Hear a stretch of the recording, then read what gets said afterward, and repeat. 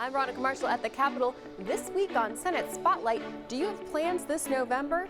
We hope they include strengthening our democracy by showing up at the polls and making your voice count. Folks who can donate to a campaign $5 or $10 or $20 or even, $500, which is a lot of money, really pales into comparison to these corporations. From defeating dark money in our elections to banning scam political action committees. This bill is looking at entities that are purporting to support or oppose a particular organization, party, policy, whatever, but they are actually pocketing the money themselves. We share the legislature's latest efforts to improve our election integrity. Plus, you have an opportunity to ask the questions and truly understand what people think, because all politicians claim to speak for the people. We all claim to say that we know what our constituents want, but we don't until we knock on those doors. How Senator Michael Holmstrom's past led him to the Senate and possibly to your door. That's all coming up. Senate Spotlight is produced by the Minnesota Senate and Senate Media Services. Nearly 4.3 million Minnesotans cast a ballot in 2024. That's just over 76%, giving us one of the best voter turnout rates in the country. So when Senator Liz Boldon says Minnesotans are voters, she means it. It's also why she says she's committed to making sure every one of our voices is heard. Senator, welcome back to Senate Spotlight. Thank you so much for having me back. Absolutely, it's my pleasure. Let's start off by talking about the federal Safeguard American Voter Eligibility Act, or also known as the SAVE Act. Break down for us what that is. Yeah. So this is a bill in federal legislation that we are tracking and watching. It currently has passed out of the House. It is sort of sitting and ready for action in the Senate. And it requires a few things. It would require Americans to provide proof of citizenship in person when they're registering to vote. So that would be like a passport, a certified birth certificate. Things that not everyone has, I will note, and costs money to acquire if you don't have it, and we can come back to that. It also would functionally eliminate online or mail-in registration, and it requires a valid photo ID to be provided when voting. So that would be not a student or tribal ID, those don't qualify, and not all military IDs will qualify. And so really what it does is it creates barriers for people to be able to vote. Voting is a right that all eligible folks, Americans have, and so putting these things in place are going to disenfranchise millions of Americans, honestly. So I have huge concerns with it, as do many Americans and many Minnesotans. And you mentioned that there is a cost associated with birth certificates and passports, and you said you would explain that a little more. So tell me about that. Yeah, so as I said, it would require people to have sort of these documentations to have in person with them, and not, as I said, not everyone has a passport. 146 million Americans don't have a valid passport. Only about 55% of Minnesotans have passports, and so that's a very large number of people who, then if they want to vote, which again is a right, would have to go get a passport, which comes with a cost of, in dollars, it can be upwards of $150 plus, but also time in terms of getting documents and going through the process. And it again would create barriers for people to have to go through those steps. And largely it affects women. As you think about, who has changed their name, who doesn't have a name that is the same on their birth certificate as it might be on their driver's license. It is, in large part women who have been married. And so in adding these extra steps and these extra barriers for people to exercise a right that they have, it really amounts to essentially a poll tax. If people have to go to pay to get these documents, and it really is a tax on some Americans and not others. And I have to say on my half, I have my birth certificate and it is old and it is torn in places, so I don't even know if that would be counted, but if I needed a new one, I'd have to pay for that too and get it shipped to me and yada yada, so that's part of that equation as well. Would this only apply to new voters, or who does it impact? Yeah. It would impact everyone who is registering to vote, everyone who's seeking to register to vote, anyone who updates their address, anyone who relies on mail-in voting. As I said, it would essentially alter that. People would have to, for mail-in voting, they would have to submit photocopies of their documents, which again creates another barrier. Not everyone has access to photocopying documents. And so it would affect everyone who doesn't essentially already have all of these materials available to them. Right, so that's new voters, people who've moved, rural voters. It's trying to correct a problem, and the problem is non-citizen voting. You know, to your knowledge, is that a problem? I would say it's trying to correct a problem that doesn't exist. If we look at the data, if we look at the evidence, out of the hundreds of millions of votes that have been cast in US elections since 2003, there have been about a dozen or less instances of non-citizens voting. There just is not data to back this up. Voting by non-citizens is illegal right now. In fact, when you go to register with the Minnesota Secretary of State, the very first question that is asked of you is affirming that you are a citizen. It is quite clear that that is a necessity, and there are steep consequences for people who do register and vote and are not citizens. They will be deported. You know, people are not risking that to vote. There's not any evidence to back up that this is a problem across the country or in Minnesota. People who support the SAVE Act say it can improve election security by adding that extra layer of documentation. You know, what's your take on that? I would say, again, it's trying to solve a problem that doesn't exist. And in doing that, it's creating barriers for millions of people. It would disenfranchise millions of Americans and many, many Minnesotans, people who don't right now have those documents, but American citizens, people eligible to vote, but don't have those documents right now, would have to spend the time, resources, money to get them. As this has being debated and sort of out there, I have talked to many, many people who have said, this would really be a challenge for me, that, my name now is different. I've been married, I've changed my name. I was born in another state, so now I'm gonna have to go, I don't have my birth certificate anymore. I'm gonna have to go back to this other state, get my birth certificate.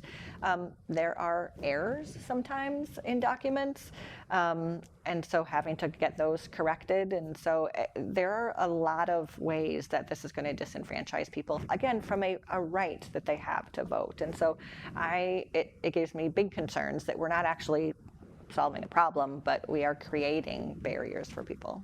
Not solving a problem, but creating new ones, it sounds like.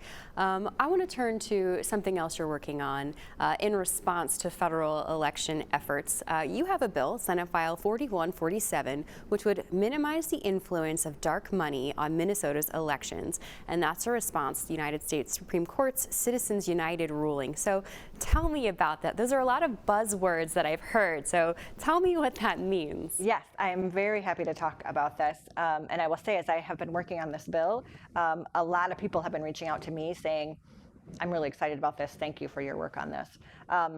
So this does, as you said, try to get at the problem of dark money in our elections. And so when we think about that, there is a lot of money being spent in our elections. And I want to just give a couple of figures to kind of frame that up for people.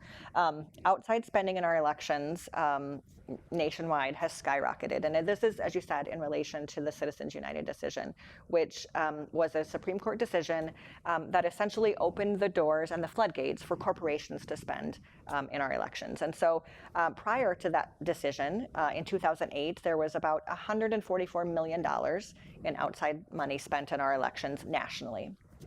That number has increased to, in 2024, it was $4.5 billion. That's an increase of 2,800%. So an explosion. And Minnesotans know that. They see that, and they don't like it. And so when we talk about that spending, it often is not transparent. And so when we talk about dark money in our elections, it really is that we don't know where it's coming from. And Minnesotans also don't like that. They want to know who is trying to influence their vote, and they should have a right to know who's trying to influence their vote and spending. And so this bill is aimed at increasing that transparency and limiting the powers of corporations to spend in our elections. And so it does just that. It is very clear in law that corporations are delineated powers by the state. We, as the state legislature, have the responsibility, the ability to designate what powers corporations have. That is very clear. And that means that we don't have to give them the power to spend money in our elections. And so my bill just removes that power from them. And that really is the only thing it changes. All the other powers remain, but it removes the power for them to spend money in our elections.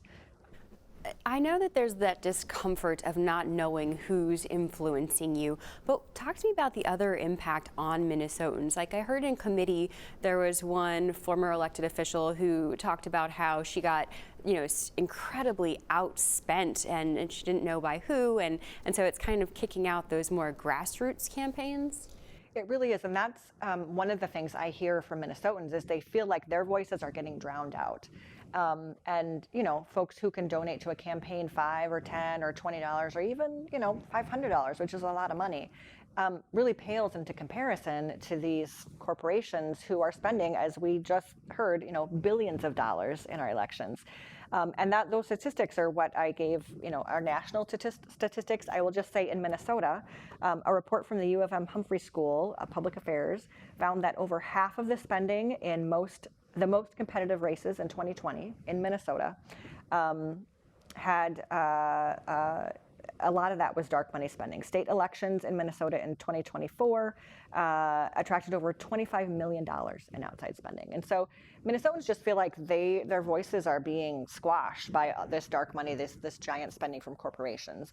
And that translates into candidates who are experiencing this in their race too. We did have, as you said, that testifier in committee who experienced that and just was not able to really, there was no transparency of where this money flooded in and came from, and it's very difficult for Minnesotans to overcome that. This bill has been called a new approach. It's novel, and if it passes, it'll be the first of its kind in this country. But there are risks associated with that. It's unknown territory, right? And in committee, concerns were brought up about its constitutionality and how it could lead to an expensive legal fight. So I want to get your reaction to that. Yeah, I think that's a valid question and something we certainly should be thinking about. I think this is a novel approach and one that is being tried and in varying degrees of progress across the country. There are many states who are now trying this, and will Minnesota be the first one to get it across the finish line? I don't know, but I think it is very clear that we have a problem. And so we should be looking at all the solutions at our disposal. I think this is a solid one. I think it is on very solid legal ground, and I'm certainly having conversations with many, many folks about that. That's not to say that it can't and won't be challenged in court regardless. That certainly is very possible. But we have to take steps to solve this problem. And I will say, again, as I have been working on this, Minnesotans are contacting me frequently and asking about this and saying, thank you for working on this. Thank you for taking on this, because they recognize, and it is not a partisan issue.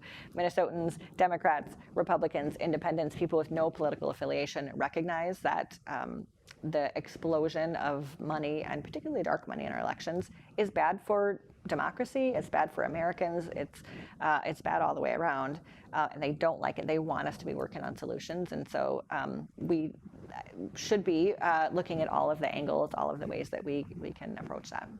Yeah, you said it's not a partisan issue, and actually you've said you expect bipartisan opposition. Your bill's already been through 3 committees. Do you have any hope that it's going to pick up some bipartisan support along the rest of its journey? I certainly hope so. I think it is true that I don't think this is a partisan issue, at least not outside of the Capitol. Sometimes issues are more partisan inside the Capitol, but when you talk to Minnesotans and we talk to Americans, people with no political affiliation, they are certainly recognizing this problem. And I am, willing to talk to anybody about this who wants to talk about it. I do anticipate we will continue to gain support as we move along, as more people become aware of it and more people are advocating for it, reaching out to their representatives and senators saying, can you, this is a way to do something about this. Can you please support it? So we'll see as we continue down this road. Well, speaking about the journey, if it were to pass, could it impact this upcoming election season? If it were to pass, it could. We have had discussions about when that effectiveness date should be, and it is possible that it could.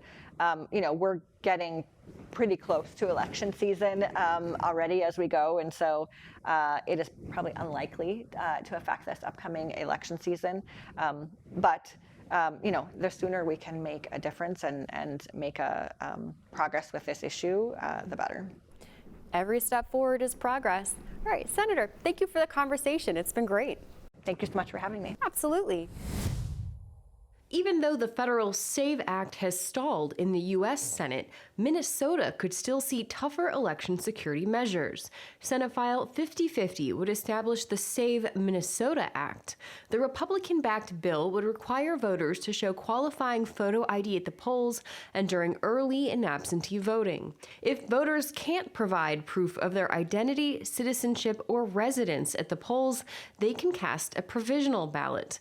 The bill would also create free state-issued voter ID cards and requires county auditors and Minnesota's Secretary of State to remove non-citizens from voter rolls, among other provisions. It now waits to be heard in the Senate's Elections Committee. Citizen engagement and participation is key when it comes to supporting our democracy. One way to do that is by voting. Another way to show your support is by donating to the political causes and campaigns you believe in. But sometimes donors are deceived and defrauded by scammers for their own financial gain. Now there's a push to prevent that. In 2024, PACs called Patriots for American Leadership and Campaign for a Conservative Majority used a clip of President Trump's voice in a robocall, followed by President Trump needs your emergency support right now. This particular PAC was not affiliated with the Trump campaign, and they only donated about 3% of the $1.4 million they raised in donations. The other 97% were paid for vague and miscellaneous fundraising costs. According to the FBI, scam packs like these are on the rise. Scam packs are deceptive political action committees that reroute your political donations and contributions for their own personal financial gain. Citizens who think they're participating in the democratic process, who are donating money, they may be seniors, they could be others who may be vulnerable individuals. It's like any other fraud.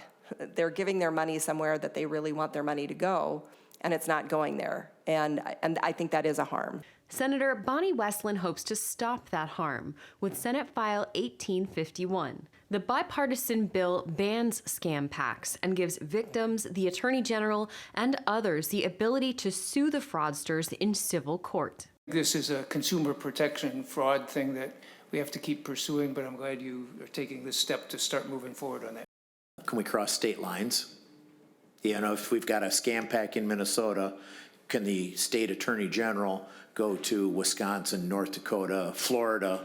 Our Attorney General investigates all kinds of things that do cross state lines, so I think that does fall within their authority. Senate File 1851 has been laid over for possible inclusion in a future omnibus bill, and if passed, it could go into effect this August. Meanwhile, Minnesota Attorney General Keith Ellison has shared some tips on how to protect yourself from scam packs. First, don't rely on charitable-sounding names alone. Scam packs choose names that sound charitable.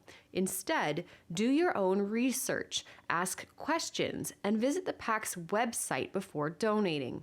If you think you've been contacted by or donated to a scam pack pretending to be a charity, you can report it to the Attorney General's office or the FBI's Minneapolis field office. This year, all of our state Senate seats will be on the ballot in November. And while we don't officially know who's running yet, we do know who isn't. So far, 14 legislators have announced they will not seek re-election. For the DFL, that list includes Senators Melissa Wickland, Steve Swazinski, Jim Carlson, Sandy Pappas, Ann Rest, Elise Mann, and Tu Zhang.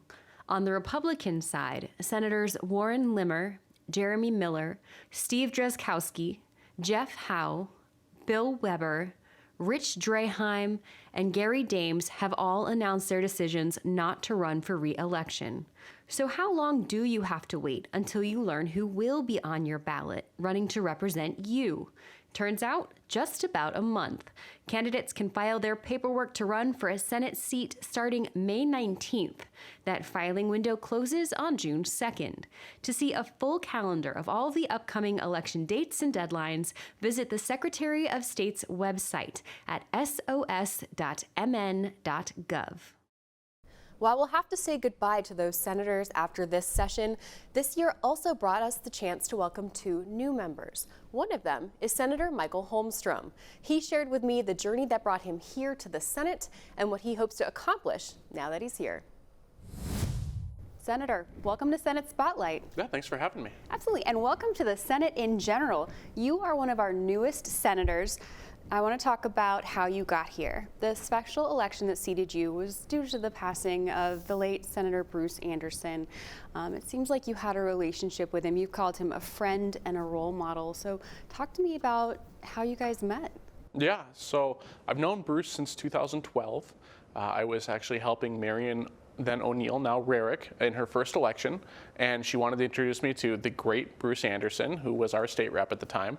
And I remember we met at Culver's, and he had this everyone will remember the blaze orange business card that he carried around, and he handed me that business card. We got a nice conversation about hunting and then gun rights. And throughout the years, through our BPOU and Republican politics, Bruce was always there. He was the most constant thing in our state, in our local party. So every parade, every state fair and county fair, Bruce was just always there, and he always had wisdom and jokes, and he was just a good man. And it was a troubling loss for all of us. I remember during your swearing-in ceremony, you had a moment of silence for him, and I thought that was really nice. And I have one of those blaze orange cards in my office. He gave me one as well, so he was still using them. Yep.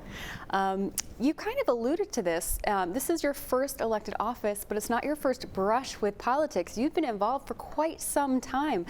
Tell me about those experiences you've had. Yeah, so let's say, like I said, 2012 is when I first got in, and I was involved in pro-life politics for a long time. I've always been supportive of that since I was a lot younger, and even after 2012, I might not have been involved in Republican politics as much, but I was still going to the March for Life in DC. I was still active in the March for Life in St. Paul here, and in pro-life groups. And then when I came back to Wright County, I had to get back involved with the party, and was involved in many elections and knocking on doors and all that fun stuff that makes all this worth it. Is knocking on doors fun? Yes, the knocking on doors is exceptional because you have an opportunity to ask the questions and truly understand what people think. Because all politicians claim to speak for the people. We all claim to say that we know what our constituents want, but we don't until we knock on those doors. Fair point. So you mentioned you've been involved since 2012. You were a bit younger then. Not all young kids are interested in politics. So what inspired you to get involved? So again, coming from the pro-life issue, I had a deep understanding that policy is directly related to the real cost of the human cost of government failing or succeeding. And it felt too important to not be involved then, and it's still too important today. Is that what inspired you to jump in as a candidate this go-round? So again, it's the preeminent issue behind my political leanings. However, in 2021, my school, Buffalo High School and Buffalo School District, actually passed a policy allowing boys and girls sports. And I was there, I spoke against it at the time, we were ignored. The room was full of parents that were upset. And once again, I was reminded of the real life consequences of not paying attention to policy. And that really, it upset me. It made me decide I couldn't send my kids to that public school, which was the whole reason we had moved to the town to begin with. And I knew, once again, I had to get involved in a very serious way. You used to be behind the scenes, a supporter of other candidates or going to these rallies. Now you're front and center. You are making these decisions. Has that transition been difficult? It's actually really interesting because It's surreal. It really is. We had some difficult bills come through committee, and a lot of people reached out and they said, "Oh, you had a 13-hour committee. That must have been rough." And I went, "No, because before this, I would have seen the committee and I would have been the guy yelling at my TV. And now I get to be the guy in the room who's saying the thing, and I have a responsibility to say and stand in the place of all the people who want to yell at their TV. So the difference is that it's a lot more responsibility, but it is a true privilege. You're a small business owner. Tell me about that. What do you do when you're not here? Yeah, so I own some properties that we rent out. I have a laundromat, I have a retail store, and I have a real estate business. So I'm very busy all the time. Wear a lot of hats, and it's been really interesting. So when I'm not here, in the next week, I'll probably be renovating one of my units, getting it ready for sale. And when I'm not here working, I'm out there working. And my kids usually come with, and we have a good time learning how to work on things and use our hands. You know. Yeah, that is a great skill to have. How does that translate to your work here? That's a great question. So when you have these experiences, you see how the government interacts. And again, policy coming full circle to real life, and especially in the real estate world, especially in rentals, I've been able to speak in committees and on the floor to experiences that I've had where government got in the way or government was able to solve a problem. And knowing where those shortcomings are, really, it brings a perspective, and every senator has a unique perspective that they bring here with their own lived experiences and the people they meet, and they're able to bring that to bear for the people they represent.